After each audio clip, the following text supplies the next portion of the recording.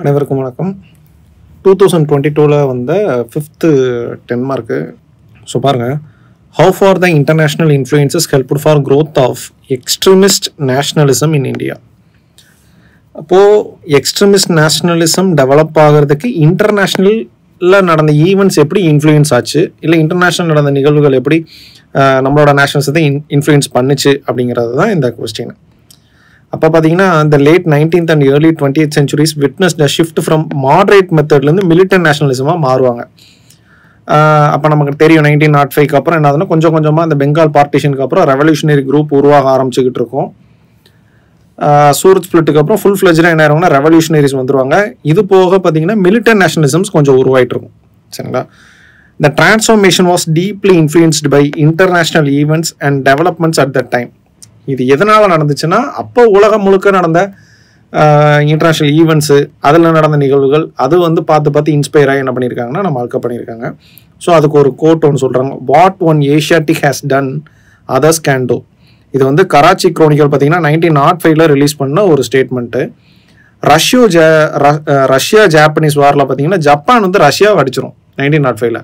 இப்போ ஜப்பானுங்கிற ஒரு சின்ன தீவு, ரஷ்யாங்கிறது உலகத்திலே பெரிய ஒரு நாடு, அதை வந்து ஒரு சின்ன நாடு அடிச்சிட்டாங்க அப்படிங்கிறது பார்த்தீங்க அப்படின்னா, ஒரு யூரோப்பியனான ஒரு ரஷ்யனை வந்து அடிச்சுட்டாங்க அப்படிங்கிறது ஒரு பெரிய விஷயமா பேசுவாங்க. அப்போ கராச்சி குரோனிக்கல் வந்து என்ன சொன்னாங்க பாருங்கள், what one Asiatic has done others can two.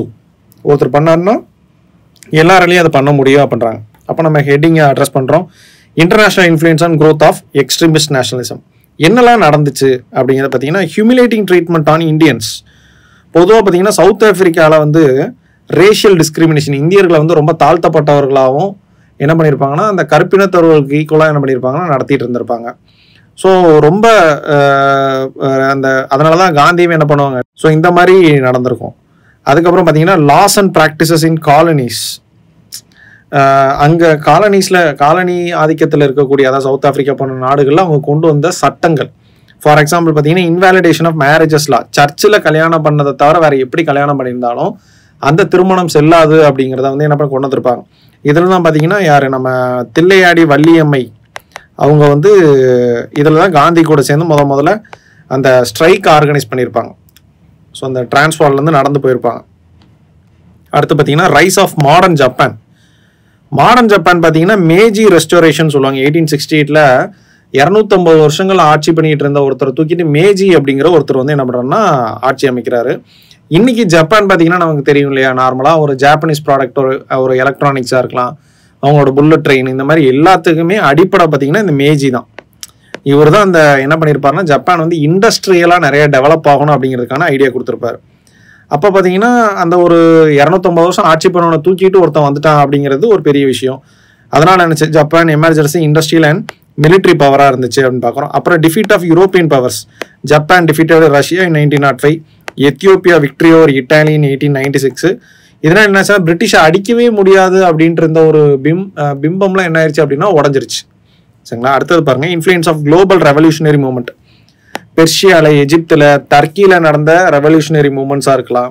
அதுக்கப்புறம் பார்த்தீங்கன்னா போயர் வார். சவுத் ஆஃப்ரிக்காவில் மக்கள் எல்லாம் இம்பீரியலிசத்துக்கு எதிராக மக்கள் எல்லாம் வந்து ரெசிஸ்ட் பண்ணதாக இருக்கலாம். சரிங்களா? அதேமாரி ரஷ்யன்ஸோட ரெவல்யூஷனரி சாக்ரிஃபைசஸ், உயிர் தியாகங்கள்லாம் ரொம்ப சூசைட் பாம்பர்ஸ்ல ரொம்ப அதிகமாக நடந்துட்டு இருந்துச்சு. இதெல்லாம் ஒரு முக்கியமான விஷயம். அடுத்து cultural and intellectual awakening. Western education உள்ள வந்ததுக்கு அப்புறம் நிறைய அவேர்னஸ் வந்துச்சு, நிறைய மக்கள் படிச்சாங்க, நிறைய விழிப்புணர்வு அவங்களுக்கு கிடைச்சது.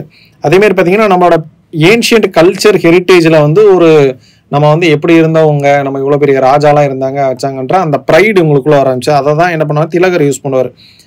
கணபதி ஃபெஸ்டிவல், சிவாஜி ஃபெஸ்டிவல்ஸ்லாம் என்ன பண்ணுறாங்கன்னா கண்டக்ட் பண்ணார். ஸோ அதுமாதிரி வெஸ்டர்ன் திங்கர்ஸோட சோஷியலிஸ்டிக் ஐடியா, அவங்களோட ஐடியாஸும் வந்து என்னாச்சுன்னா மக்களை ரொம்ப கவர்ந்து இழுத்துச்சு. ஸோ இந்த மாதிரியான காரணங்கள் சொல்லிட்டு என்ன பண்ணுறோம், கன்க்ளூஷன் சொல்லணும். The extremism of early 20th century was deeply influenced by international events which made Indians to resist against British imperialism and popularized the idea of Swaraj அப்படின்னு சொல்லி பார்க்குறோம். சரிங்களா? ஸோ இந்த கொஸ்டின் 10 மார்க் தான், நான் அதனால தான் 1.5 பக்கத்தில் இது முடிச்சிருக்கிறேன். இவ்வளோ எழுத முடியும் நம்மளால். ஓகேங்களா? ஸோ அடுத்த கொஸ்டின் நம்ம பார்க்கலாம். சரிங்களா? அடுத்த வீடியோவில் பார்க்கலாம். தேங்க்யூ. சுரேஷ் IAS அகாடமி, வெற்றியின் முகவரி.